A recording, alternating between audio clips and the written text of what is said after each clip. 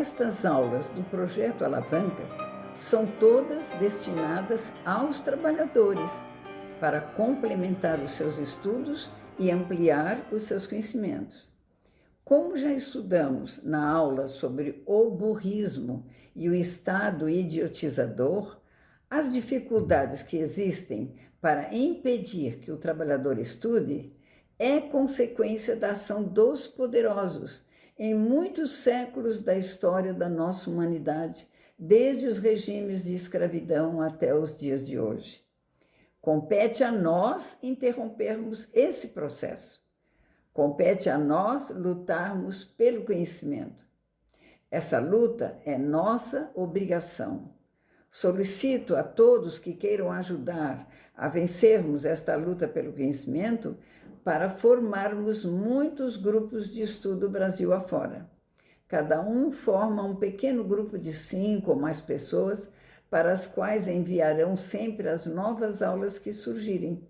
E assim vamos nos multiplicando. É só isso. É um trabalho simples, mas eficiente. É mais um tipo de luta para a nossa vida de militância.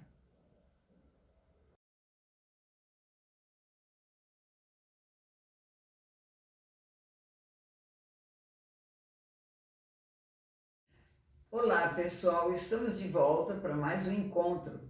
Nesse encontro hoje, nós vamos discutir um pouquinho sobre dialética, que é uma ciência espetacular. Vocês vão adorar estudar dialética. E eu vou trazer apenas 2 categorias da dialética, né? E dar apenas uma introdução, né? Para vocês perceberem como ela é importante. O que é dialética? A dialética é a ciência dos movimentos.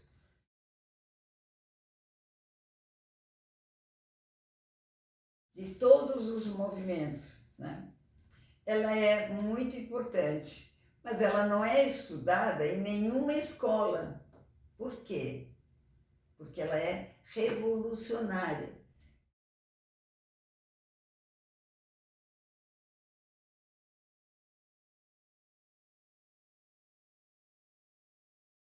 É uma ciência revolucionária, porque ela trabalha com as mudanças, com as mutações, com as transformações.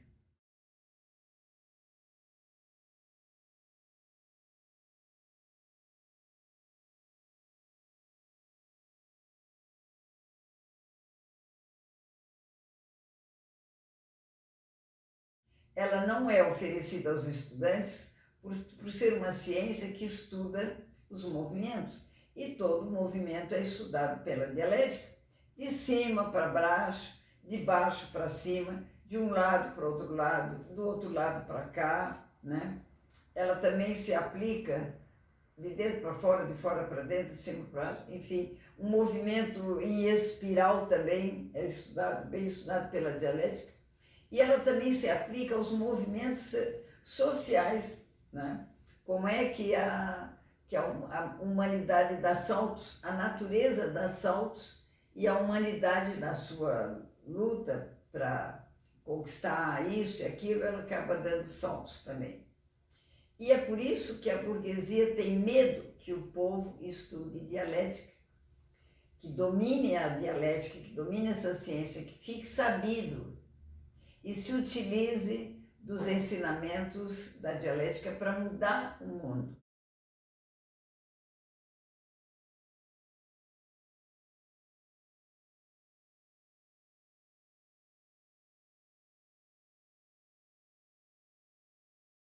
Melhorar o mundo, mudar as sociedades, porque as sociedades não foram todas iguais, né?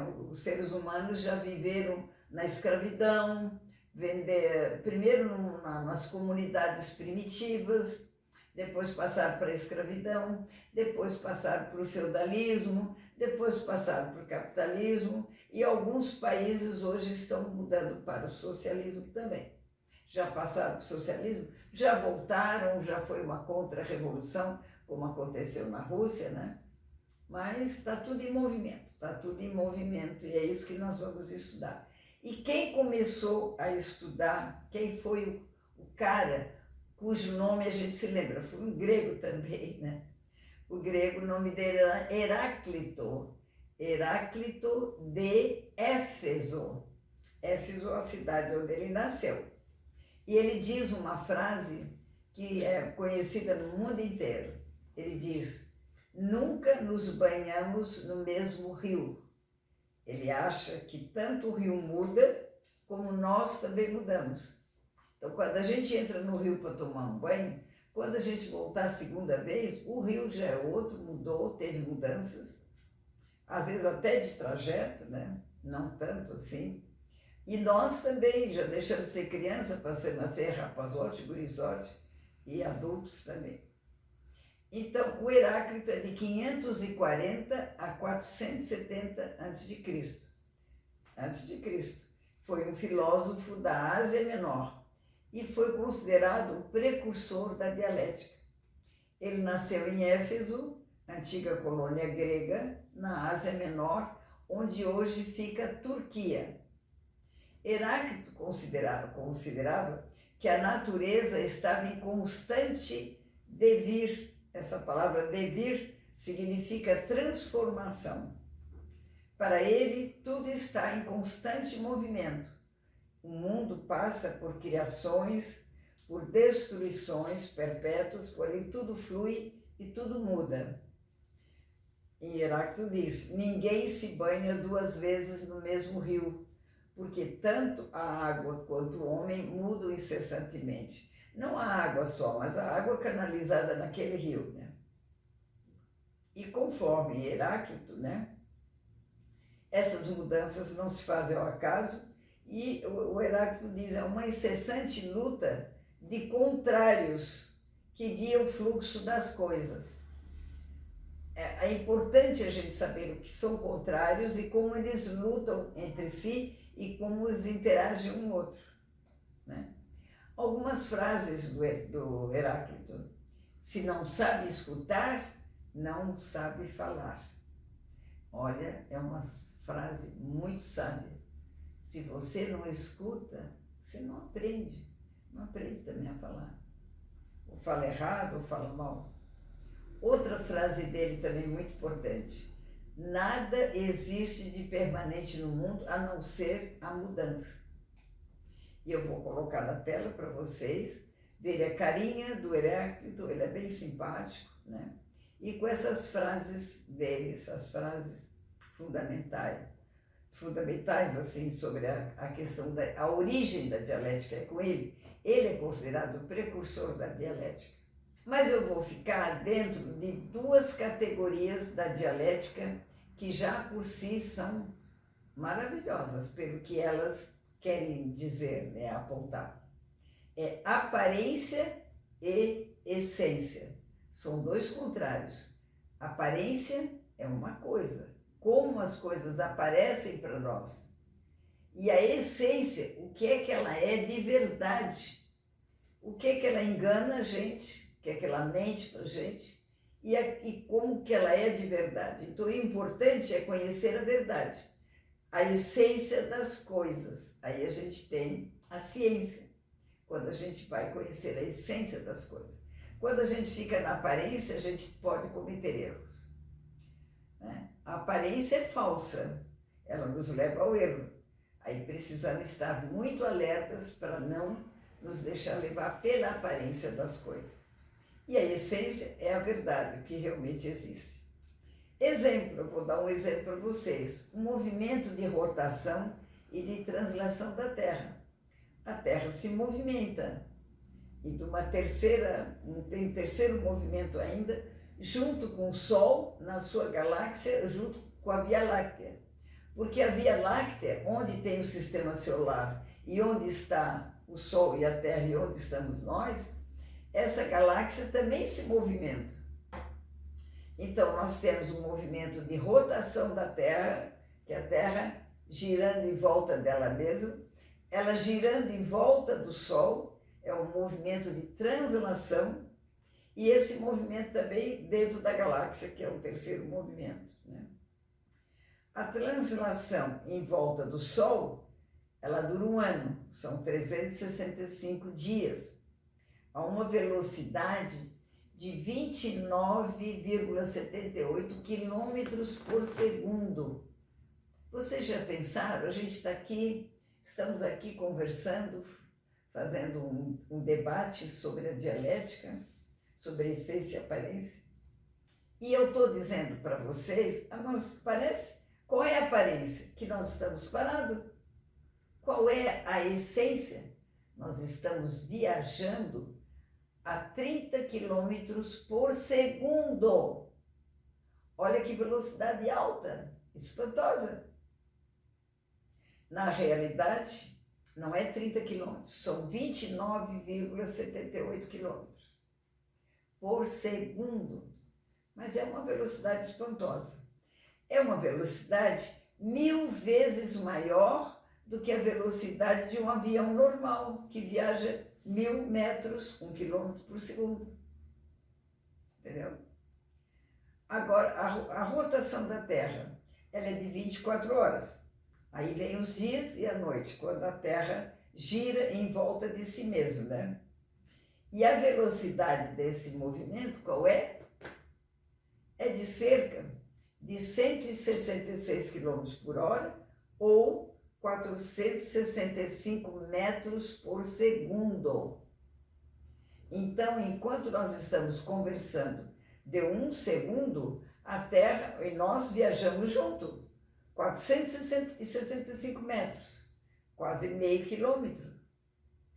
Ela é bastante elevada, bastante elevada. Nós que vivemos na Terra não percebemos que a Terra se movimenta. A sensação que a gente tem é de que o Sol se movimenta e que a Terra está parada.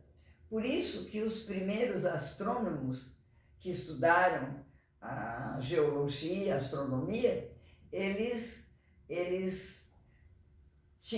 deixavam guiar pela aparência e eles achavam que a Terra era o centro do universo e que tudo girava em volta dela, a Lua, o Sol, as estrelas, porque aparentemente a Terra é parada e as coisas que se movimentam. Mas, na verdade, a Terra se movimenta nessas velocidades que eu mostrei para vocês. Isso é a essência. E para descobrir isso, a humanidade teve que estudar muito, ler muito e aprender muito e fazer várias tentativas e erros. Foi a ciência que nos mostrou que a Terra se movimenta caminhando no espaço em torno do Sol.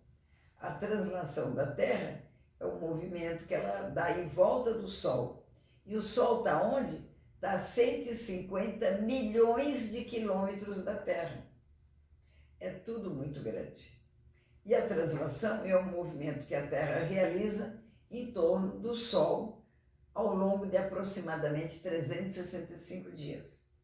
Agora eu vou mostrar para vocês uma foto que mostra o sistema solar, o Sol no meio e os planetas girando em volta dele, né? Vocês vão perceber.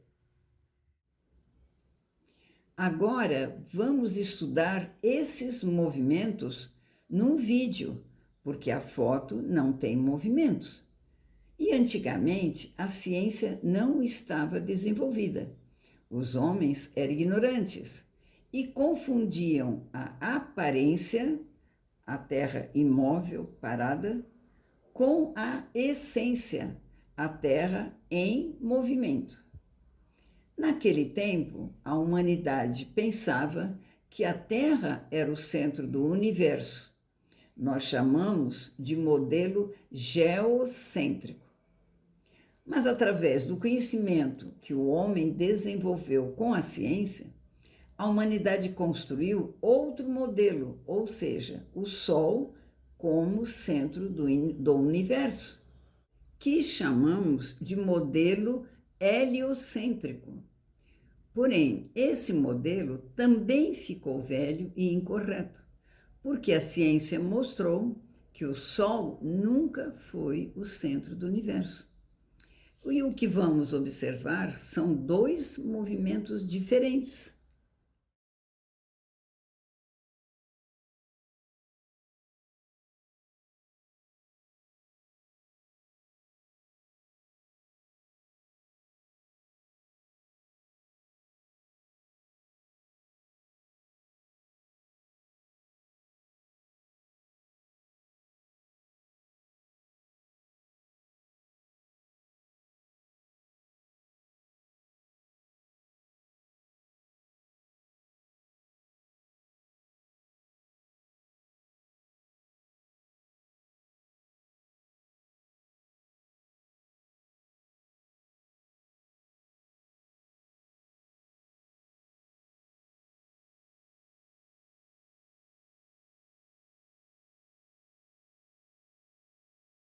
Vamos apresentar aqui para vocês um vídeo muito interessante. É o Sol fazendo a sua caminhada em torno, a órbita em volta da Via Láctea. O Sol, para mostrar esse rastro ele não deixa, porque ele não é um cometa, é só para mostrar que ele está em movimento. E ele carrega junto com ele todos os seus planetas, cada um na sua órbita. A velocidade do Sol nesse movimento é de 777 mil quilômetros por hora. E ele vai fazer uma viagem de 225 milhões de anos. E em volta dele a Terra também gira, né? Isso aí vocês veem em várias posições, em várias angulações, mas todo mundo vê todos os planetas girando em torno do Sol. A Terra está ali junto, né? Em várias angulações. É isso que vocês têm que perceber, que são várias angulações. E a Terra também desenvolve uma velocidade de 770 mil quilômetros por hora. É uma velocidade realmente astronômica. Eu não sei se esse vídeo tem uma gravação de velocidade mais ou menos de acordo com a realidade. Essa diferença entre aparência e essência foi responsável por uma ilusão dos homens nos tempos antigos, quando o homem não tinha avançado no conhecimento, e como percebemos ao estudar a religião dos egípcios. Vamos verificar isso? Vamos voltar aos tempos dos povos do Egito, entre 3.200 anos antes de Cristo e 2.300 antes de Cristo. Nesse período, os faraós governavam o Egito com poder absoluto. Eles eram considerados deuses vivos e detinham poder sobre todas as pessoas e eram donos de todas as terras. É isso que a religião do Egito achava, né? Ela foi enganada pelas aparências. Eles tinham vários deuses, era uma religião politeísta, quer dizer, muitos deuses. E entre eles o deus principal se chamava Ra. Ra era o deus Sol, era o principal da religião egípcia. A gente mostra na tela para vocês as figuras, né? Ra, ou Ré, é o deus Sol. Ele é também conhecido como pai dos deuses, pai dos homens. E quem era esse deus, né? Para os egípcios, o Ra era a divindade mais importante e acreditava-se que ele era o criador do mundo, dos deuses e da humanidade. Era considerado o protetor do Egito. A gente vai mostrar na tela um desenho de Ra com o seu cetro, vocês sabem o que é cetro? Que todo rei carrega, né? E a sua cabeça de falcão, que era assim que os egípcios imaginavam o seu deus Ra. Quem era esse deus Ra? Quem era esse deus? Era um deus criador, responsável pela criação de tudo, inclusive dos seres humanos. Há mais ou menos 5.000 anos, os egípcios acreditavam que a humanidade e todos os outros seres vivos tinham sido criados a partir das lágrimas e do suor desse deus Ra. Então, depois de criar tudo, nada mais natural que o deus Ra se tornasse o primeiro rei da terra. E ele foi considerado pelos egípcios o governador do mundo, tendo os outros deuses como seus ministros. Nessa época, segundo aquela religião, deuses e homens viviam lado a lado na terra. Eles não tinham noção, né, das coisas. O governador do mundo vivia numa rotina. Esse deus Ra, ele tinha uma rotina. Ele saía da sua casa de manhã, então quando o sol nasce, para eles era o Deus se levantando de manhã. Ele saía da sua casa, né, e pegava uma barca ou uma charrete de cavalos e que soltava fogo, né? Na imaginação dos egípcios, esse barco era cheio de fogo, ou uma charrete com cavalos, era também fulgurante como fogo, e o deus Ra ia dentro daquela coisa, caminhava, nascia lá no leste, né, onde nasce o sol. Até hoje a gente diz que o sol nasce, e que o sol se põe, e que o sol está a pino.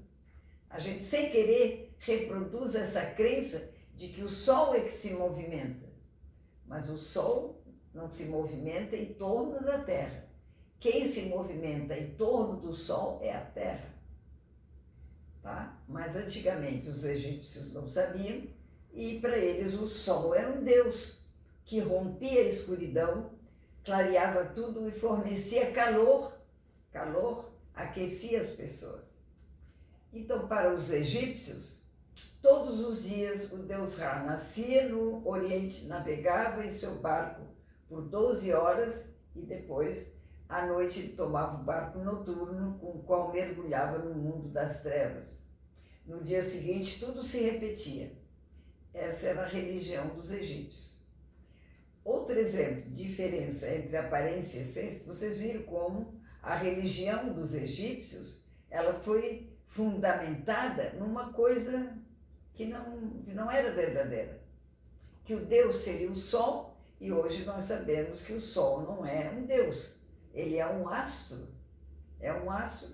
como todos os outros que compõem o nosso mundo sideral, né? E os trabalhadores precisam entender o que é essência, o que é aparência, por quê? Que eu vou colocar isso para vocês, trabalhadores.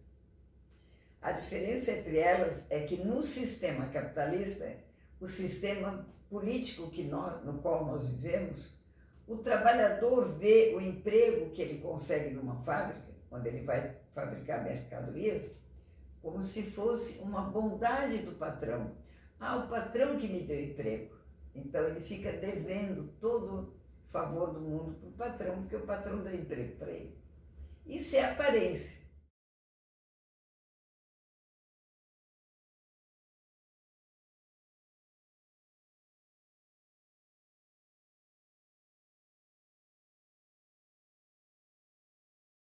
Qual é a essência? A essência é que o patrão, na realidade, vai explorar o trabalhador.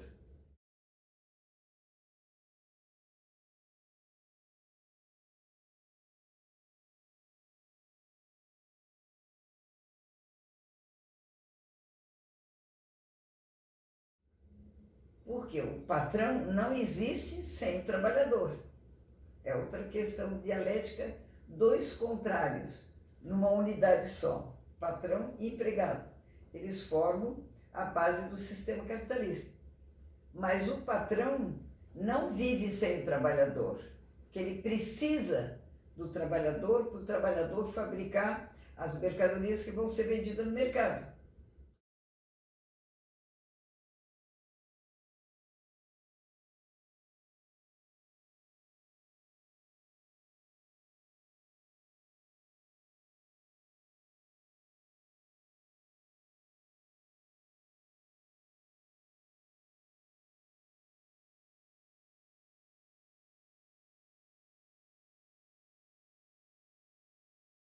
Então, quem é importante para o patrão é o trabalhador, e não o contrário, porque o trabalhador não precisa do patrão. Ele pode trabalhar sem ninguém, ele trabalha para ele mesmo, né? O patrão não, para existir ele precisa do trabalhador, ele depende do trabalhador. Essa é outra contradição que nós percebemos isso no sistema capitalista. E também não é o patrão que cria o capital. Quem cria o capital é o trabalhador fabricando as mercadorias, que são vendidas no mercado e se transformam em dinheiro, né? É o trabalhador que cria o capital para o patrão. O capital fica para o patrão porque o trabalhador permite que isso aconteça. Porque só o trabalho é que cria as riquezas. Só, e cria o capital também. Na aparência, o patrão é que dá um emprego para o trabalhador. Mas a essência é que o patrão precisa, o patrão é que é obrigado a ter um trabalhador, 10, 20, 30 homens trabalhando para ele juntar a sua riqueza.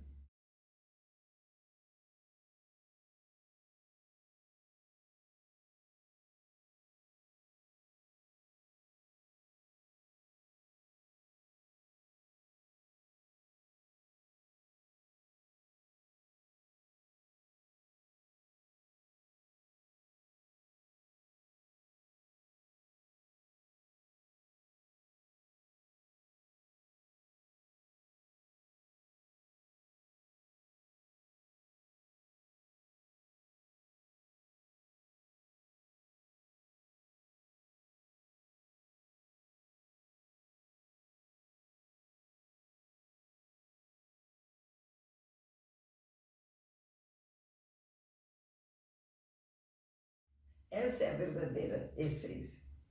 É através das mercadorias que o trabalhador cria, através do seu trabalho, que ele cria o capital, que vai parar nas mãos do patrão, enquanto que o trabalhador não tem acesso a esse capital que ele cria.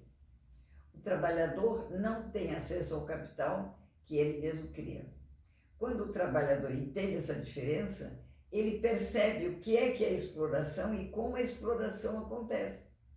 Não porque o patrão seja bom ou mau, não tem nada a ver com isso. É porque através do sistema chamado capitalista, né, capitalismo, que tal essência se manifesta. Ela se manifesta através desse sistema. É por isso que temos que estudar para desvendar o conhecimento.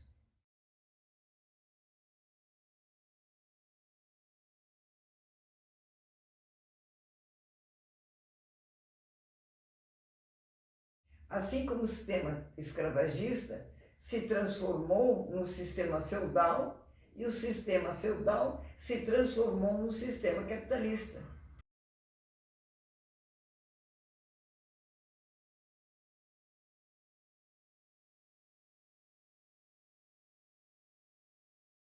Então, o sistema capitalista não é eterno.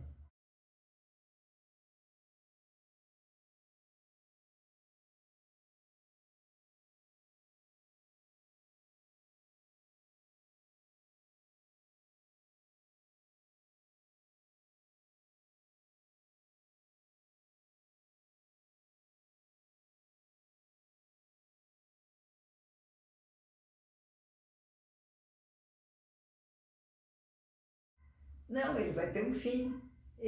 O homem vai criar outro sistema em seu lugar. Ele pode ser modificado para outra forma de relações de trabalho, outra sociedade que todos nós podemos criar. E o que acontece? O trabalhador tem que ter consciência que o regime capitalista é composto de relações de trabalho que acabam engendrando essa situação. São relações de trabalho que engendram isso. O patrão não pode existir sem o trabalhador. Mas o trabalhador existe muito bem, ele não precisa de patrão. Ele mesmo pode ser o seu gerenciador do seu trabalho, né? O trabalhador pode trabalhar para si mesmo e desconstruir o capitalismo. Aí o patrão desaparece e a classe exploradora desaparece. E o que quer dizer que o patrão desaparece? É muito simples de mostrar. Vocês se lembram do tempo da escravidão aqui no Brasil, né? E sabem como ele funcionava, tinha os escravos que eram comprados no mercado, homens eram comprados no mercado de escravos, homens, mulheres, crianças, né? Isso era normal em 1600, 1700 aqui no Brasil. Com a libertação dos escravos em 1888, os senhores de escravo também desaparecem. Desaparecem os escravos, que não existe mais escravos, e entra outro tipo de trabalhador, que é o trabalhador assalariado, e o patrão também desaparece como senhor de escravo. O que isso quer dizer? Que o patrão não pode mais comprar outro homem no mercado.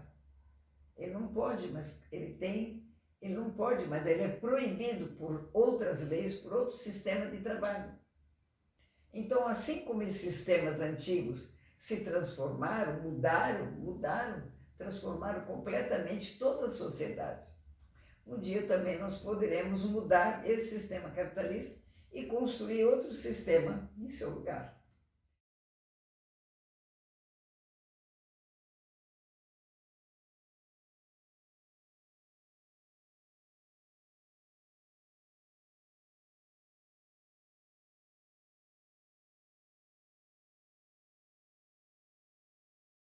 Quando acaba o regime escravagista, tanto os escravos desaparecem e como os senhores de escravo também desaparecem.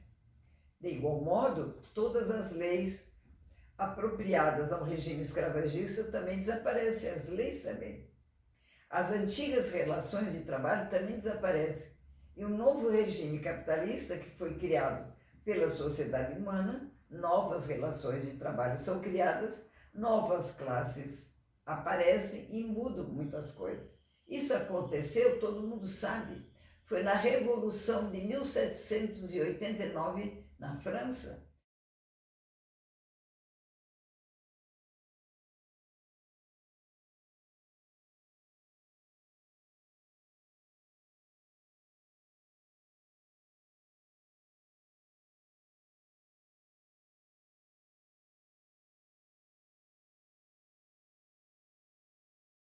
Também teve revoluções em outros países da Europa e os monarcas foram destronados. Os reis caíram, um a um foram caindo os reis. Tem algum rei que permanece ainda hoje, mas não é mais o mesmo regime monárquico, não é mais. Mudou o regime para capitalismo, embora tenha algum rei, alguma monarquia por aí. Os trabalhadores também não desaparecem, apenas deixarão de ser vendidos no mercado, né?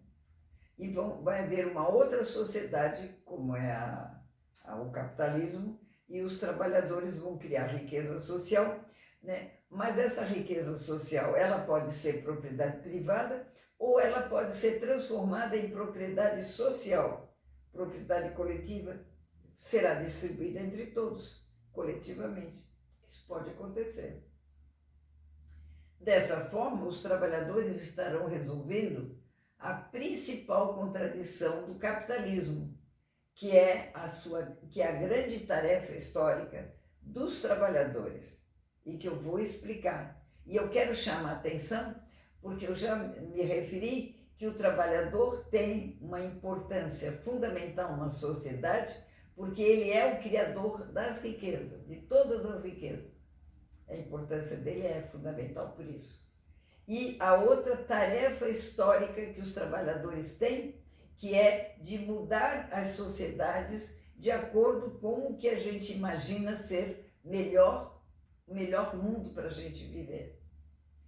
Aí o capital que é produzido, sempre o capital foi produzido coletivamente, né? Socialmente. Agora, qual é a contradição? No sistema capitalista, o capital é criado por todos os trabalhadores juntos, mas ele vai parar nas mãos privadas, da propriedade privada. Agora, nós podemos mudar isso? Podemos. Para que, como é que nós vamos resolver essa contradição? Já que o capital é criado coletivamente, então que ele seja distribuído coletivamente igual para todos, né? Socialmente distribuído entre todos. Essa é a maior tarefa histórica que os trabalhadores precisam realizar.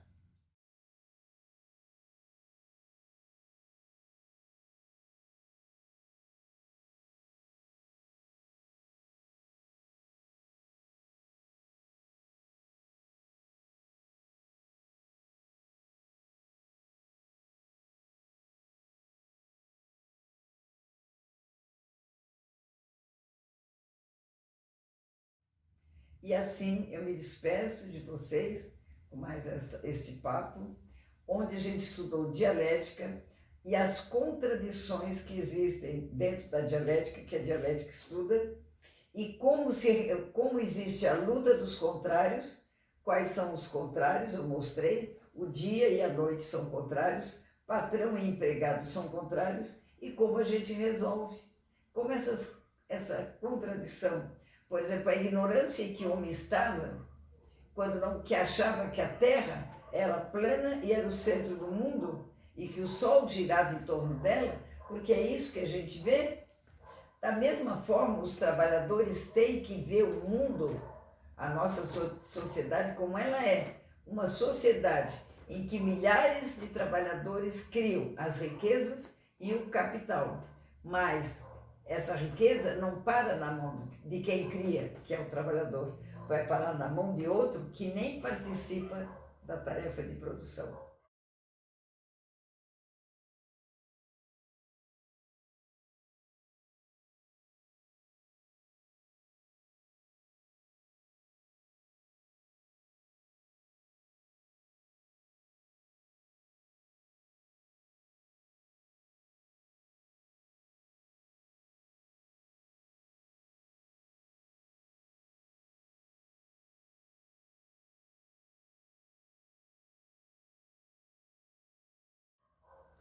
Então, meus queridos, com isso aí a gente finda mais esse papo de hoje e nos encontraríamos na próxima, no nosso próximo encontro. Um grande abraço, muito obrigada por estarem me ouvindo.